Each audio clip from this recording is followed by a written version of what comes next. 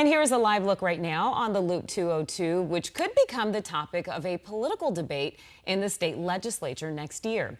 Arizona Senate Republicans are floating a plan to rename the Loop 202 after Charlie Kirk. So the 202 already has names for different segments of that highway. One of them is named after former Representative Ed Pastor. 12 News journalist William Pitts explains what would have to happen now to rename this stretch of highway. Senate President Warren Peterson says this would not be about taking off a name. It would be about adding another name. But state Democratic leaders say the freeway already has a name and it should stay that way. You know, we have this in Arizona. We have people of all political parties that we name monuments after. Senate President Warren Peterson saying he plans to introduce a bill to rename the Loop 202 the Charlie Kirk Memorial Loop 202.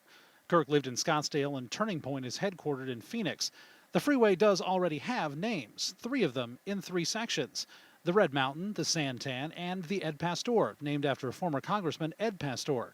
Peterson says this would be like an umbrella name over the other 3. I mean, why would we expect pushback? We've got, as just brought up, the Ed Pastor freeway.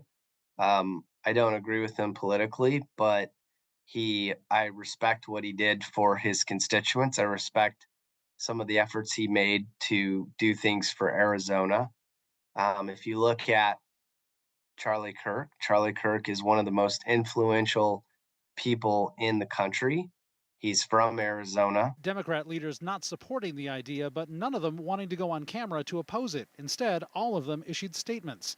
The Senate Democratic leader saying there aren't enough highways and freeways in the country to rename for the lives we've lost to guns. And until we address the root causes here, we're just going to have to continue naming infrastructure after those lost to political and gun violence. And that seems like a woefully inadequate response. From House Democratic leader Oscar de los Santos, the Loop 202 is currently named for the late Congressman Ed Pastor, an Arizona treasurer and an American statesman who was instrumental in securing the funds for its construction and completion, and that's how it should stay.